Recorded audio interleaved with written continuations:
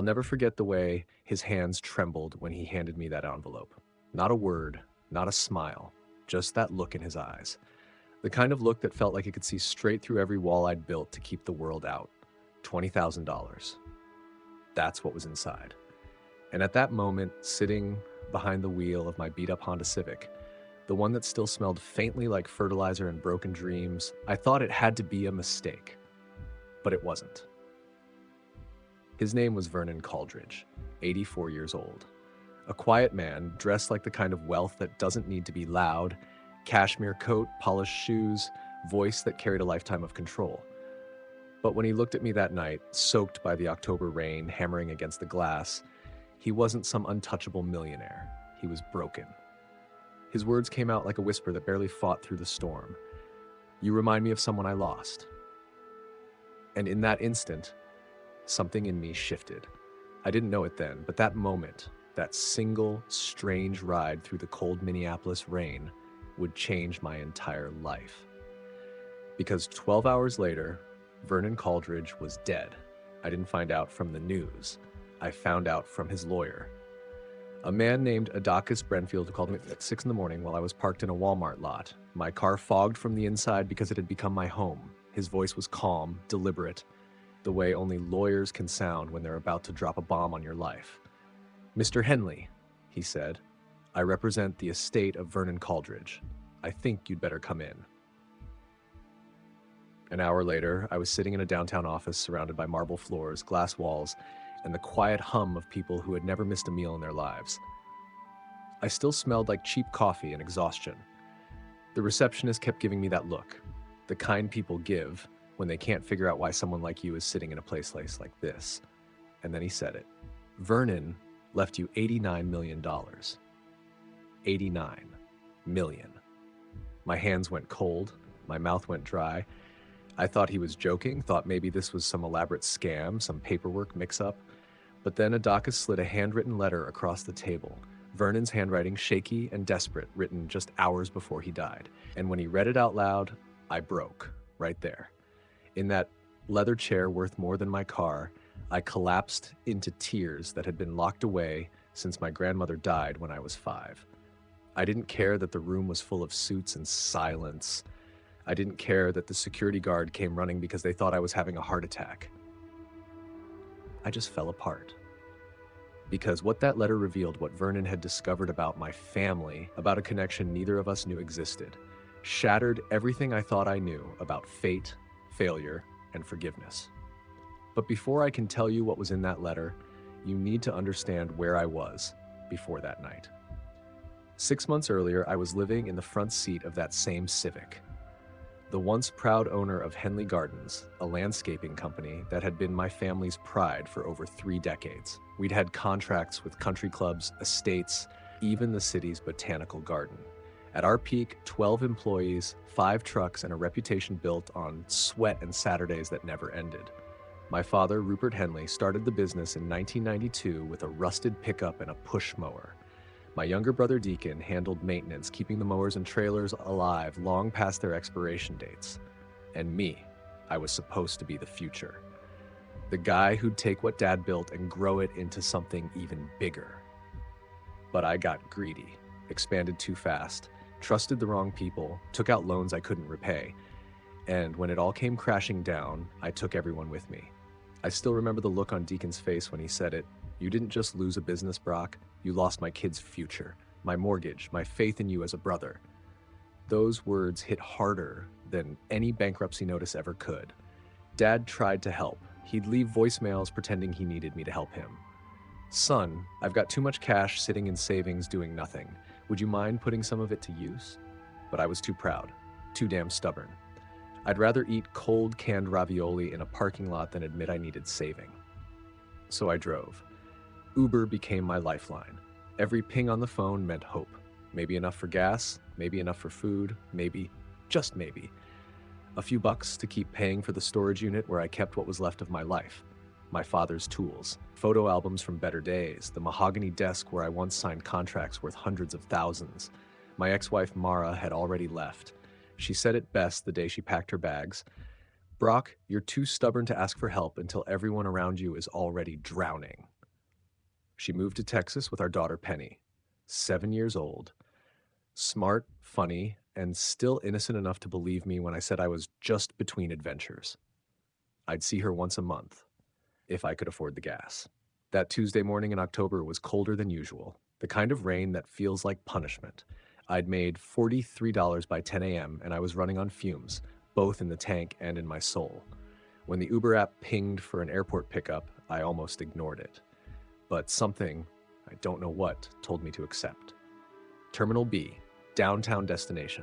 45 minutes each way, barely enough profit to make it worth the gas. But I hit accept anyway, because sometimes survival isn't about logic, it's about motion. And that's when I met him. Vernon Coldridge. He stood outside the terminal like time had stopped for him. Perfect posture, silver hair, coat that probably cost more than my old company's mower fleet. But his eyes were tired, like he'd spent decades searching for something he'd never find. When I loaded his single suitcase, this gorgeous old leather piece with brass corners, he touched my shoulder. "Thank you for coming in this weather," he said softly. "I know the drive must have been difficult." He didn't sound entitled, he sounded grateful.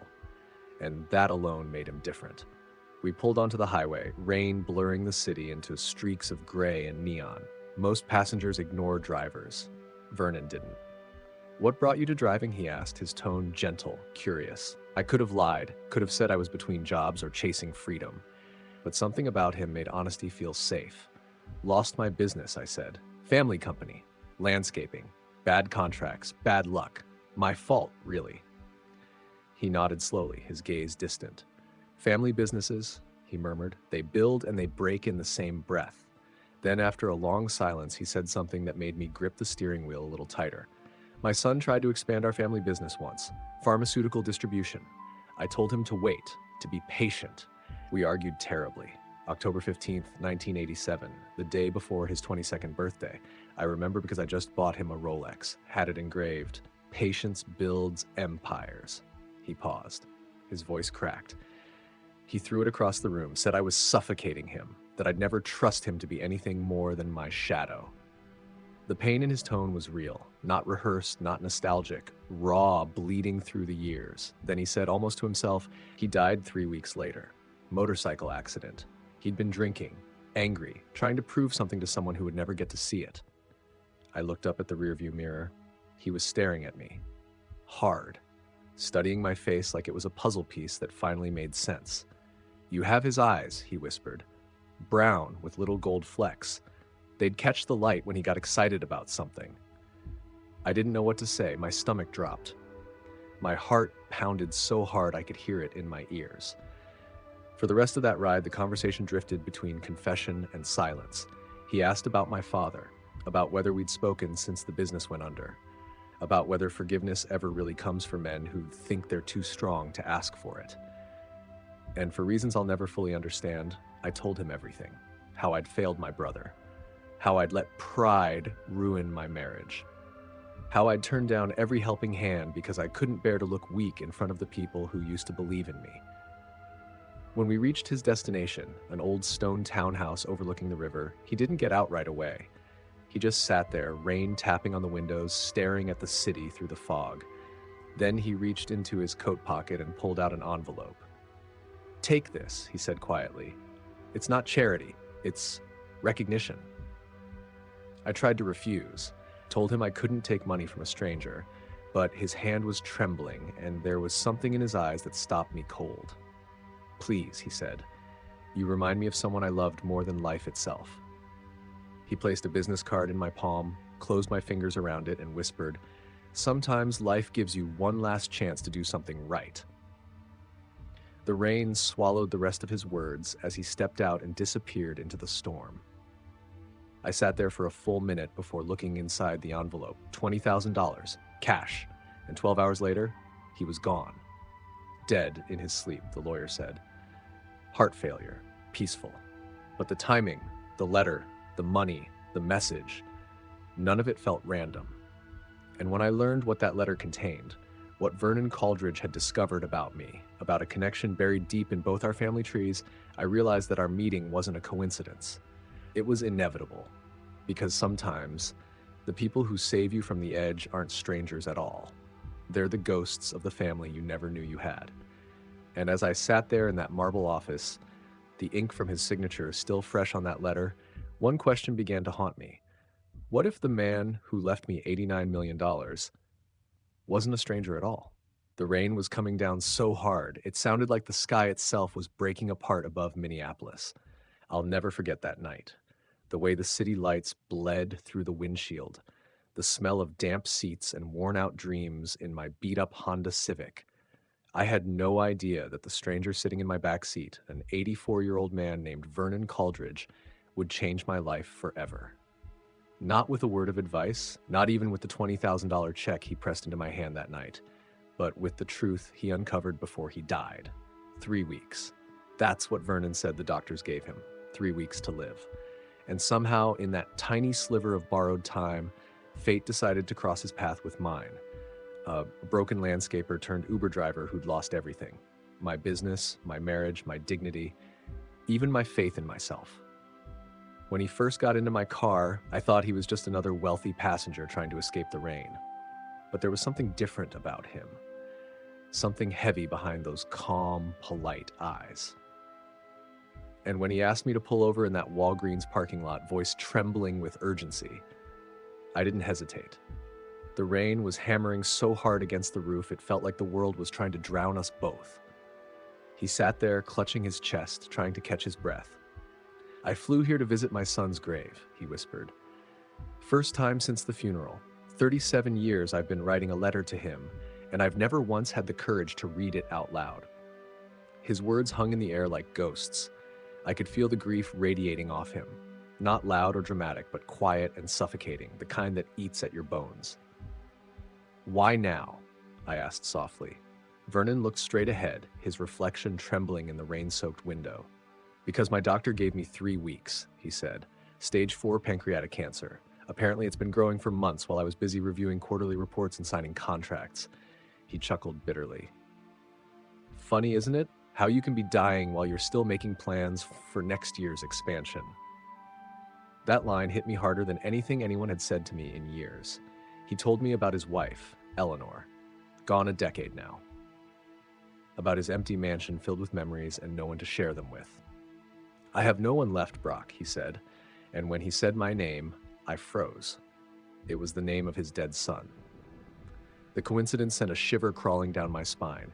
He turned to me, eyes glassy with unshed tears. "Do you know what it's like," he asked, "to have everything, every dollar, every property, every success, and still have no one who remembers you for who you are? Just what you've built?" I didn't answer. I didn't have to.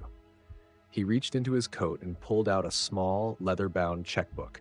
His hands shook as he wrote, the gold pen glinting under the flickering parking lot lights. I told him he didn't need to, that the app handled payment, but he just smiled faintly. "This isn't about the ride," he said. "This is about the conversation, about you listening to an old man's regrets without judgment." When he handed me the folded check, his eyes locked onto mine with a fire I'll never forget. "Promise me," he said, voice low and fierce, "that you won't look at this until you get home. And promise me something else, Brock. Call your father tonight. Tell him you love him. Tell him you're sorry. Tell him anything except nothing." He took a shaky breath. "Because I would trade every cent I've ever earned for one more argument with my son. One more chance to tell him he was right. One more day to say, I should have trusted you." He handed me his business card, thick, expensive cardstock with raised lettering, and smiled faintly. "If you ever need someone to talk to who understands what it means to fail at the only thing that ever mattered, call me." When we finally reached his hotel, the Graves downtown, all marble and Art Deco glory, I helped him with his bag, despite the bellhop's protests. As the rain poured down around us, he squeezed my hand with surprising strength. "You know what the cruelest irony is?" he said, eyes glistening. "I spent 37 years building an empire worth hundreds of millions, and I'd trade it all for one more fight with my boy. Just one more day to see him storm out of my office, knowing he'd storm right back in the next morning." Then with one last look, he said, "Your father is alive, Brock. He's waiting. Don't make him wait 37 years for a ghost to visit." He disappeared into the hotel lobby, and I sat there for 20 minutes with the check in my hand, heart pounding, rain still drumming like the pulse of the universe. When I finally unfolded it, my breath caught. $20,000, written in shaky script but signed with a hand that still meant business. I called my dad that night, 10 p.m. He answered on the second ring, voice tired but warm.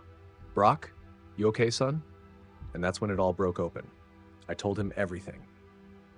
About Vernon, the photo of his dead son who looked exactly like me, the check, the words, the storm. I cried harder than I had since I was a kid. "I'm coming," my father said immediately. "Where are you?" 2 hours later, in the middle of the night, he found me in that Walmart parking lot, the same one where I'd slept for weeks, and held me while I fell apart. The storm kept raging outside, but for the first time in a long time, I felt safe. The next morning, I woke up in my childhood bedroom in St. Cloud. The same faded posters on the wall, the same trophies gathering dust. For a brief, beautiful moment, it felt like I'd gone back in time. Then my phone rang. "Mr. Henley," the voice said. "This is Attakis Brenfield from Brenfield and Associates. I'm afraid I have difficult news. Mr. Coldridge passed away last night." I sat up straight, my heart slamming in my chest. "Last night? But I just dropped him off. He went peacefully in his sleep," the lawyer said. "But I need you to come to my office this morning. Mr. Coldridge made significant changes to his will yesterday evening. They concern you directly." The drive back to Minneapolis didn't feel real. My dad came with me, silent the whole way except for the occasional squeeze of my shoulder. Brenfield and Associates was the kind of office that made you lower your voice instinctively. Marble floors, mahogany walls, the faint smell of wealth and history. The man waiting for us, Attakis Brenfield, looked more like he'd lost a friend than a client.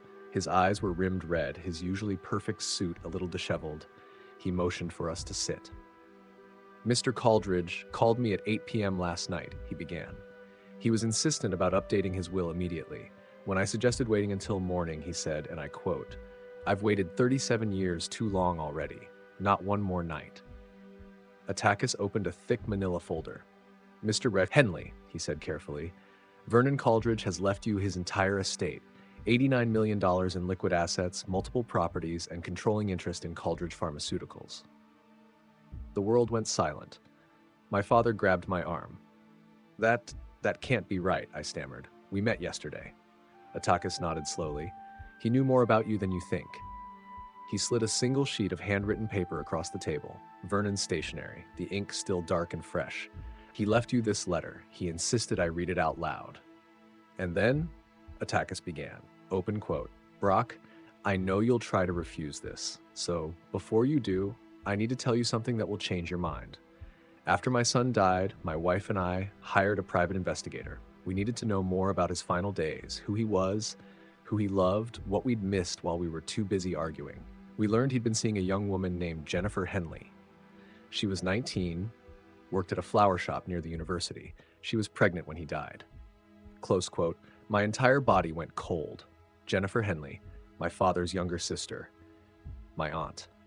She died when I was 10, but I remembered the whispers at family gatherings, how she'd had a baby at 19, gave him up for adoption, and never told anyone who the father was. My father stood up pale, pacing to the window. "Jenny never told us," he muttered. "She never said who it was." Attakis kept reading. Open quote, "We searched for her for years, but she vanished. Changed her name, her number, her life. We could never find her. Yesterday, after our ride, I had my investigators run one last search. This time using modern databases. They found her records. She died in 2005, but before that she gave birth to a boy on June 15, 1988. She gave him up for adoption to a family in Portland. His name is Sean Matson. He's 36 now. Married. 3 children of his own. Brock, that means my grandson is alive. And through him, through you, my family's story isn't over. You're connected to me by more than chance. We share blood, history, pain." Close quote. I could barely breathe. Attakis' voice grew softer as he read the final lines. Open quote. "You could have taken advantage of me, Brock. You could have pretended to care, but you didn't. You listened. You reminded me that stubborn sons deserve forgiveness, not exile. You made me believe that maybe, just maybe, the mistakes we make as fathers don't have to define us forever." Close quote. The room was silent when Attakis finished. The only sound was the ticking of an antique clock on the wall, every second stretching longer than the last. And all I could think was, what if this wasn't random? What if the universe really had placed me in that car on that night with that man to carry his legacy forward? Because somewhere out there, a man named Sean Matson, Vernon's grandson, my cousin, was living his life completely unaware of the storm that was about to reach him. And deep down, I knew this wasn't the end. It was only the beginning of something far, far bigger than any of us could have imagined. Have you ever met a stranger who changed the entire direction of your life? Not just with their words, but with the weight of their story. The kind that burrows into your chest and rearranges the way you see the world forever? Because that's what happened to me. One conversation, one car ride, one dying man who saw something in me that I couldn't see in myself. And even now, years later, I can still hear his voice. Steady, tired, but filled with something raw and real when he said, "You're the man my son would have been." It all started with a rainstorm, the kind that turns the world gray and muffles everything except your thoughts. I was driving Uber that day, still trying to rebuild my life after my business went under. My phone buzzed, a pickup request from the airport. The name read Vernon Coldridge. I didn't know then that those 15 letters would change everything. He slid into the back seat like a man carrying the weight of decades. Polished suit, silver hair, eyes that looked like they'd seen too many regrets and not enough forgiveness.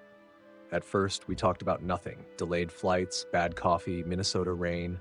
But then, slowly, his voice softened. "He sounds like a good man," Vernon said. "The best," I replied, which makes disappointing him even worse. That was the moment everything shifted. Vernon asked me to pull over. His voice wasn't commanding, just urgent. We stopped in a Walgreens parking lot, rain drumming against the roof like impatient fingers. He was breathing hard, but not from exhaustion, from something heavier. "I flew here to visit his grave," he said quietly. "My son's. First time since the funeral." He told me about the letter he'd been rewriting for 30 years, one he could never bring himself to read at the headstone. 37 years of airports, hotels, conference rooms, and he couldn't drive 20 minutes to Lakewood Cemetery. Then came the words that froze the air. "Doctor gave me 3 weeks," he said flatly. "Pancreatic cancer, stage 4. Just like that, the world stopped. The man sitting behind me wasn't just another passenger. He was running out of time. He talked about his wife, Eleanor, gone 10 years now, about how the fortune he'd built felt like a monument to loneliness, how he'd trade every penny for one more argument with his son, one more slammed door, one more chance to say, "I'm proud of you." And then with shaking hands, he took out his checkbook. "Let me pay you for your time," he said. "The app handles payment," I replied. "This is different," he said. His voice steadied as he wrote, the pen gliding across paper like a man etching his soul into words. "This isn't about the ride. It's about the conversation." When he handed me that folded check, he made me promise not to look until I was home. Then he gripped my hand and said something that burned into me forever. "Promise me you'll call your father tonight. Tell him you love him. Tell him you're sorry. Tell him something, anything except nothing." He squeezed my hand tighter. "Your father is alive, Brock. He's waiting. Don't make him wait 37 years for a ghost to visit." He disappeared into the Graves Hotel lobby, leaving me alone in the car, rain hammering on the roof. I sat there for 20 minutes, holding that folded check and his business card like they were pieces of his heart. When I finally unfolded it later that night, $20,000. $20,000 from a dying man who saw his son's ghost in my eyes. That night, I called my father. He answered on the second ring. I couldn't speak for 10 seconds. "Brock," he said, voice trembling. "Son, are you okay?" And then I broke. Everything poured out, the ride, the letter, the check, the fear, the failure. "I'm coming," he said. He drove 2 hours through a thunderstorm to find me sitting in my car behind a Walmart, rain pooling around my tires. He didn't say much. He didn't have to. He just held me, like a father trying to hold together all the pieces his son had spent years breaking apart. The next morning, my phone rang again, an unfamiliar Minneapolis number. "Mr. Henley, this is Atticus Brenfield from Brenfield and Associates. I'm afraid I have difficult news. Mr. Coldridge passed away last night." The words didn't register. How could he be gone? I had just dropped him off. He was alive, breathing, talking. But Atakis continued. He passed peacefully in his sleep. Mr. Henley, I need you to come to my office. Mr. Caldridge made significant changes to his will last night, and they concern you directly. I remember the silence in the car as I drove there with my father.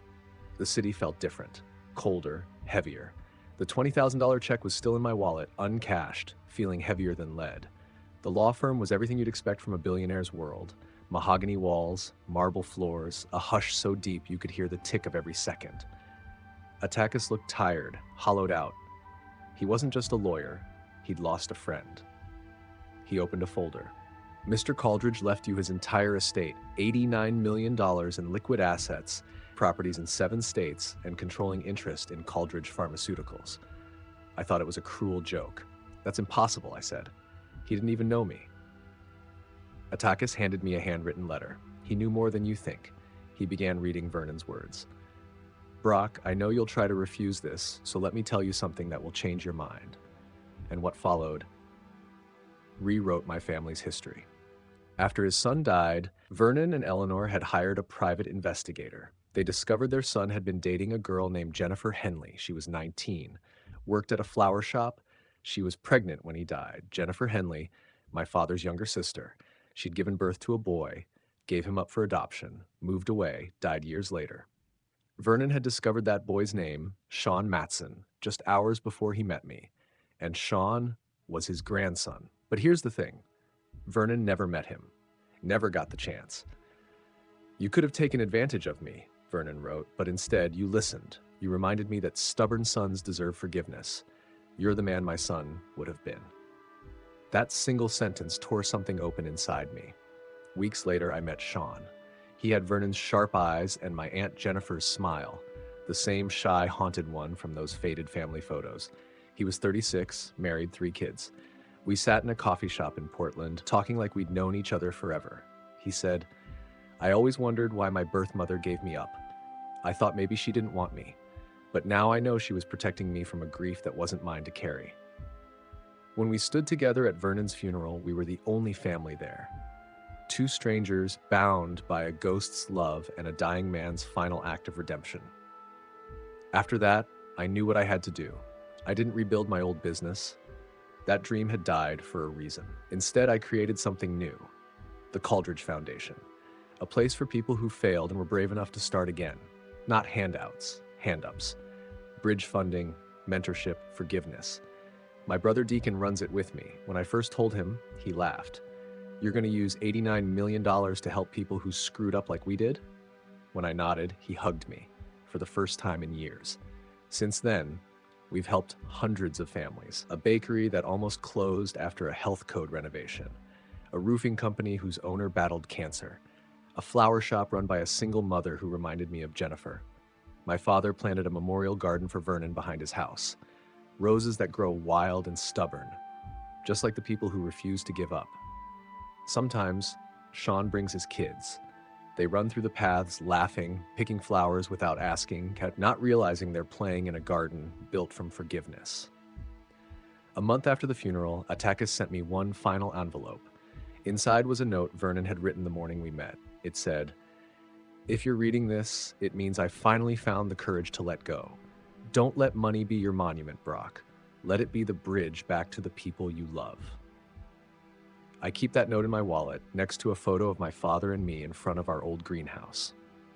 On the back of Vernon's business card, I later found something I'd missed before. Every ending is just a beginning waiting for brave enough hands to build it. Now, every Thursday morning, I still drive Uber. Just one shift. It keeps me grounded.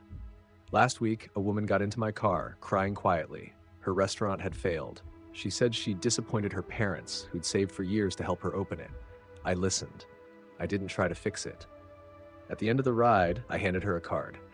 Someone once told me, I said, that stubborn people trying to prove themselves deserve second chances.